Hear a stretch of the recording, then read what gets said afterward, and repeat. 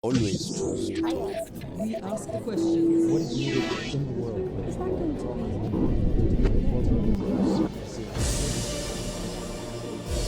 Rokhaya Diallo is a French activist, feminist, filmmaker and writer.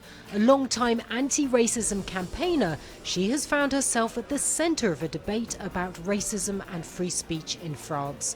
Last year, she was forced to step down from the government's digital council, an incident that only served to reinforce her belief that France has a problem with state-sponsored racism.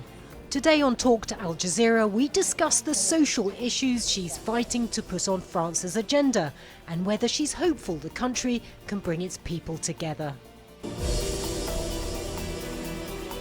Rokhaya Diallo, thank you for talking to Al Jazeera. Thank you. Now, first I want to start off with the fact that you were one of 30 people appointed to this French Digital Council. It is a committee that advises the government on digital affairs, but you were asked to step down. Why?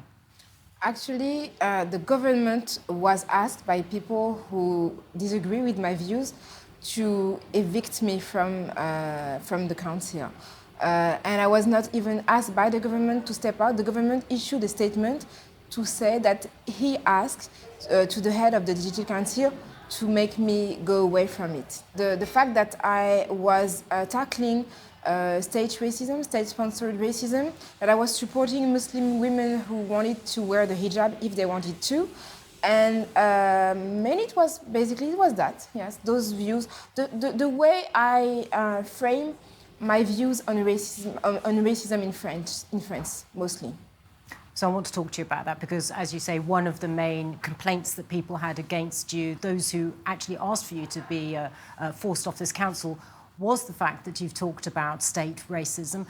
What is state racism for you? Are you saying that the French state, its institutions, are racist? I'm saying that the French institutions produce racism.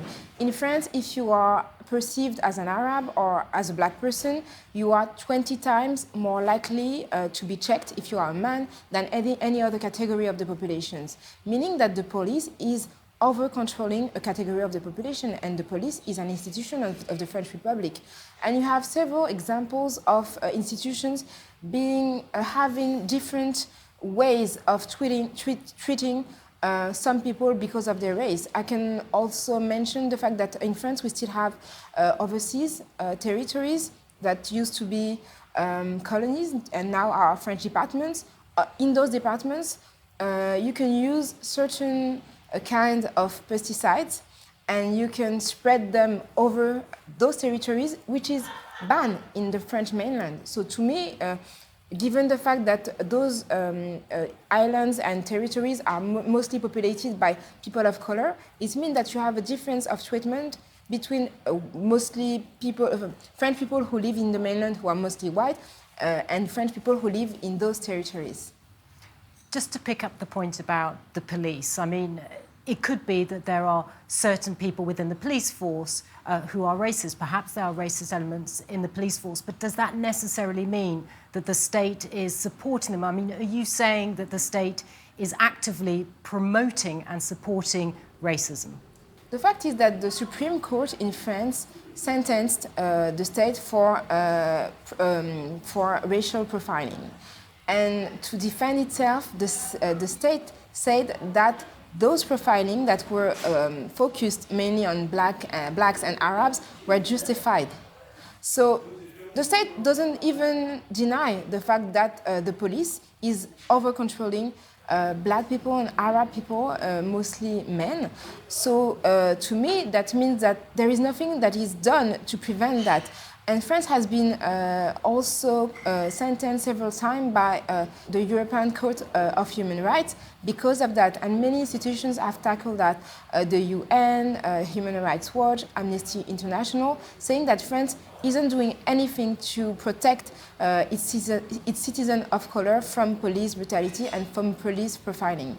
So what about the French people? I mean, do you make a difference between institutionalized state racism and the French public? Are the French public racist? Sure, because I'm part of the French public as a French person. So when I say that there is racism from the French institution, I'm not saying that all the French people are racist. I'm just saying that the state should implement measures to stop that.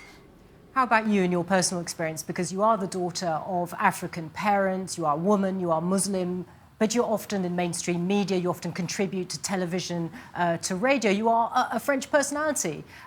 What has your experience been? I mean, have you managed to navigate this system in France? How have you done it? I feel like I'm an exception because if you watch the French TV, you don't see that many faces looking like mine. And today I really consider that I have a privilege, and I try to use that privilege to tackle racism, because I know that many of my fellow French citizens who are not white are not as lucky as I am, and they don't have the means to be vocal and to make public the kind of statements that I used to make public. And I have the feeling that being a black woman and a black Muslim woman, I don't have the right to say as much as other people who are public as well. Because whenever I start to speak about racism in the way I do, I have much backlash. So let's talk a bit now about France's new president, Emmanuel Macron. Do you think in some way things might change? Because from the outside, at least, it seems as if he might have a more inclusive vision of France. I think that he does have a more inclusive vision of France because he belongs to a different generations compared to the former presidents. So the way he sees France is actually very different from the people from the former generations, because he's used to see France with, a diverse face. But the other thing is that he was part of the previous government. So what he's implementing now is not that different from what was started before, as he was the Minister of Finance. The other thing is that we used to be under a state of emergency for 2 years, from 2015 until 2017, and Emmanuel Macron pushed a new law to replace the state of emergency. But to me, it was just an institutionalization of the state of emergency, because the state of emergency allows the police to have powers that it doesn't have out of that state of emergency, and it really reduces the power of the judges. To me, that doesn't work. It just creates the feeling among a part of the population that they don't belong. So if the state of emergency perhaps isn't the signal that you would have liked to have seen, if it wasn't cancelled, could you not say, though, going back to Emmanuel Macron, that whether you agree with him or not, he has instituted the sort of change that you've actually been talking about in some ways, because you have the National Assembly, which now it's made up of nearly half women, people from civil society, people from diverse backgrounds, people very much like yourself. Is that not change? Is that not a move in the right direction? It's a very, very good move. So there are 39% of women in the Assemblée nationale, which is not half, but quite much than it was before. You have many MEPs who are people of color, who are much younger than the former generation. So that's the average age has dropped down, and it's a very, very good move. But if you watch the government, the move is not as good as it was before. There are only 2 people of color in the government. One is the Minister of Sports, and the other one was the one who asked me to resign from the Digital Council. And he's not the most important member of the government. That would have been very important to have someone holding a very important and strong office, but still, it's a new generation who has the power, and that's something I can definitely be happy about. So let's move on to that the very French concept of secularism. It's called laïcité in France, and laïcité is it's a way of life in a way for the French state. It's all about trying to make sure that religion has no influence in government, in schools, in institutions, in hospitals. France has very strict secular laws. What do you think about laïcité? I think it's a very, very good principle that says that there is a separation between religion and the state, and that the French Republic is supporting the freedom of religion and the freedom of consciousness, meaning that you can believe or not believe, you will be supporting in your freedom by the government. So that's a very, very good thing on the paper. So one of France's best-known secular laws forbids people to wear any visible, very visible religious symbols, so such as kippas, veils, crosses in state institutions. So they can't wear them in schools, they can't wear them in hospitals. What do you think about that? I know you've been quite vocal on this point. Yes, the thing is, to me, that law is an exception to the principle of laïcité. So the law of 2004 banned the religious signs in schools for students. The principle of laïcité says that if you are a public servant, you cannot show any and display any religious symbol, which makes sense. But if you are a user of a public service, you're not supposed to be neutral. So it was the case for all the public services until 2004, which made an exception with school. So now, as a user of school, you have to be neutral as if you were a public servant.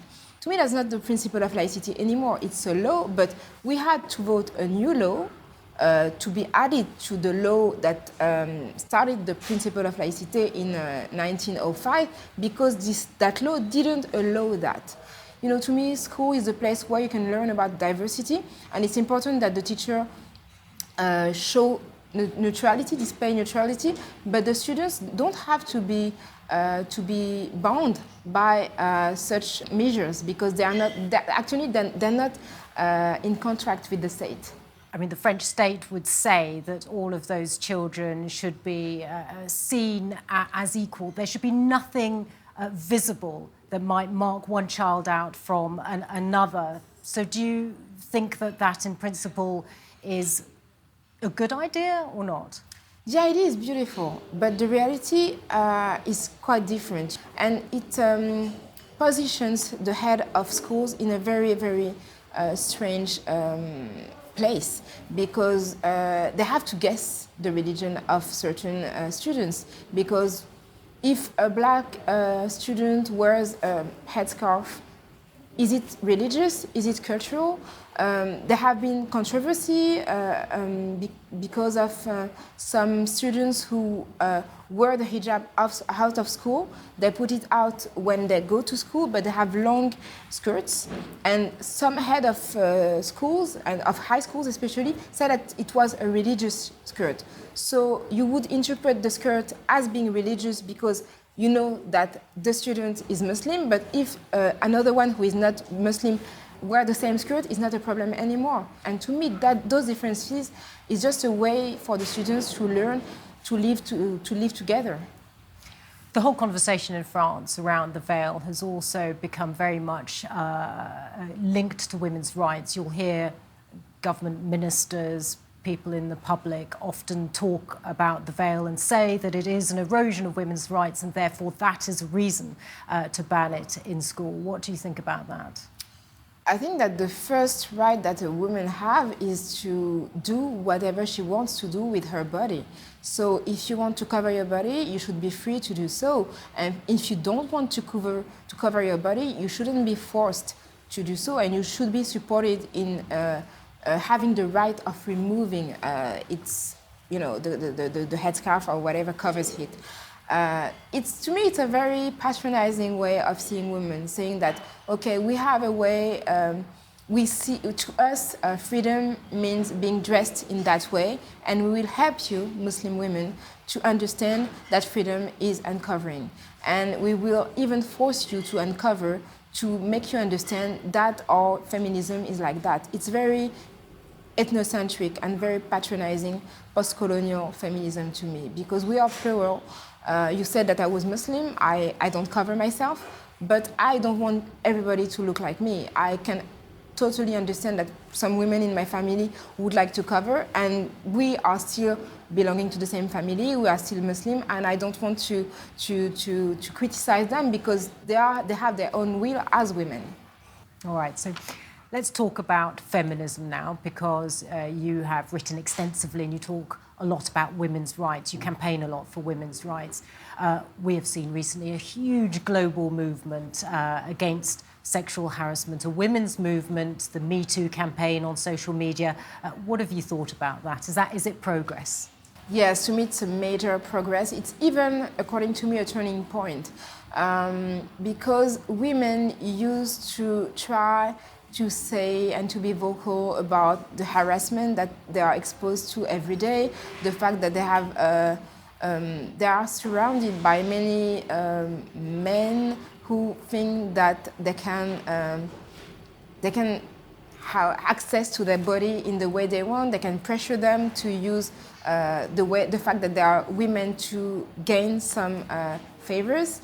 And it was not something that was very public. It was something that women used to speak about together behind closed but it was not but it was not public. In France, there was a letter written, I'm sure you're familiar with it, to Le Monde newspaper, one of the main newspapers here in France. It was signed by 100 prominent French women, including the movie actress Catherine Deneuve.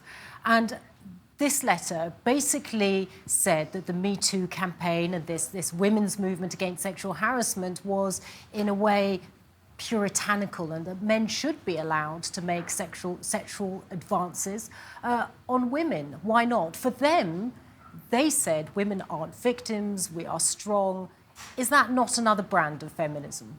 I'm not sure about the fact that they even claim feminism, because that text was proclaiming the right for the men to bother women. I don't know how you can say that and at the same time say that you defend women. So I remember that the text mentioned men who molested women in the subways.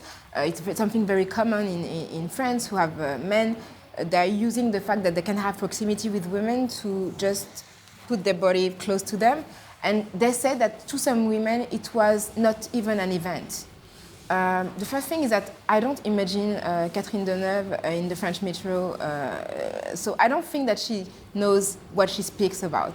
And the other thing is that how can you say that it's not an event, having a man that you've never seen in your life putting his body on you and not being able to scream because you're afraid, because there are too many people, because you're in shock. So to me, it's a very conservative backlash. And if you have a look on the list of the women, you will see that they are mostly from an older generation. I've just got a few more things to ask you in there about some of the things that you've spoken about in the past. You wrote in the Huffington Post in 2015. It was an article about immigration. It was an article about refugees. It was the height of the refugee crisis in Europe. And you said, I'm ashamed to live on a continent where the immigration policy consists of building walls, where money is spent on barricades instead of investing in human destinies. That was back in 2015. Are you still ashamed to live in Europe, and why? I am, because I have seen what happened in Calais. I have seen immigrants living in the streets. Even in my neighborhood in Paris, police officers coming, destroying tents, preventing NGOs from giving water to young people. It's unacceptable. It's unacceptable to know that the EU is spending much more money on barricades than on supporting people, from other countries to make a living. I have seen, a woman delivering her baby in the streets in Paris, a young woman from Africa. France has never been as welcoming as Germany. When I compare France to Germany, I can see that there is a problem, because we have never considered opening the borders to welcome people from Syria, from countries that are at war and where people really need to get asylum from.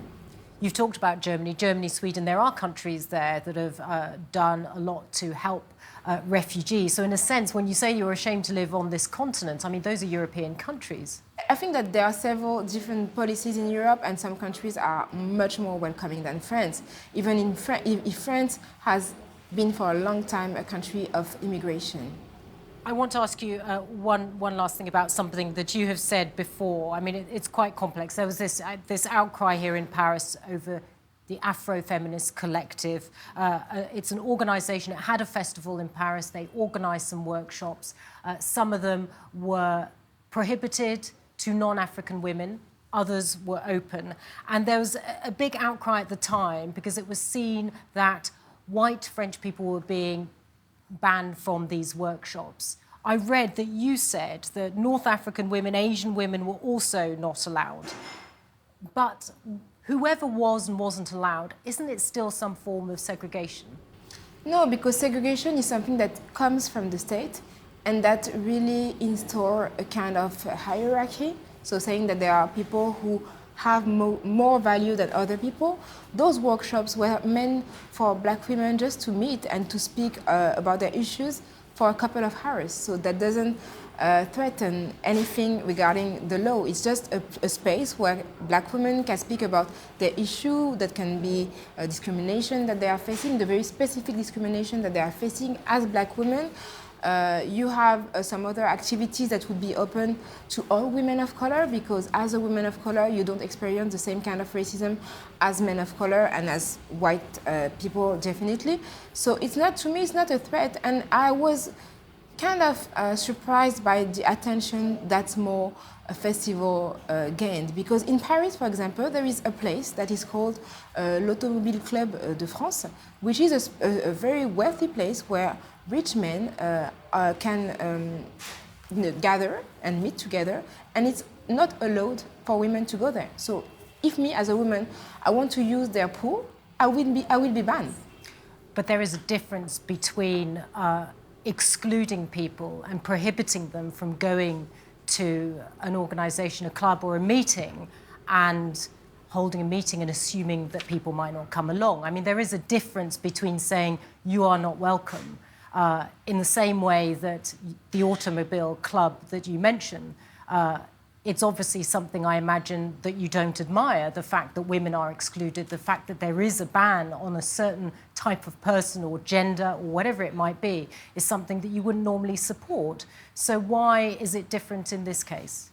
Because it's made to make people who don't have many spaces to express themselves, to have, for once, one space to express themselves without being interrupted, without having people doubting of the fact that they are exposed to discriminations, to mockeries, even sometimes. It's something that is temporary. It's just having a couple of hours to speak about how it is to be a Black woman in France. And it's something that you cannot do with someone who is not a Black woman. But it's not a project of segregation for the French society. It's not something that they would like to install forever. I understand that, but why ban them? Why prohibit people from coming? You can have that meeting. There's no reason for a group of African women not to meet together and talk. I mean, most people probably wouldn't want to go to that meeting unless they had an interest to go to that meeting. So why say to some people who aren't African, who aren't women, you are not welcome? If you are a woman, you have been exposed to sexual harassment, even to rapes, you know that the conversation between women who have been exposed to sexual assault will not be the same if there is a man in the room. It's not excluding the man, it's allowing the women to express themselves freely, because there are some topics that you cannot speak comfortably about if there are some people who are not affected by the issues you're raising. Okay, so just finally, Rokhaya, I mean, looking forward, I mean, how do you feel about the state of France? Because there's a lot of concern. I'm hearing a lot of concern. But what about the future? Is there any hope? Yes, I really think that there is hope. If I was not hopeful, I wouldn't be an activist. And I wouldn't try to work on those issues. So I'm sure that there is much hope. There is a new generation that is coming who are starting to be vocal, to raise awareness on issues that didn't used to be mainstream before. So the fact that we are speaking, the two of us here, about France and race, me as a Black woman being in the public sphere, tackling those issues, even if it's not easy every day, to me it's a sign of change, and I'm really hopeful about the future. All right, thank you very much, Rokhaya Diallo. Thanks for talking to us. Thank you, it was a pleasure.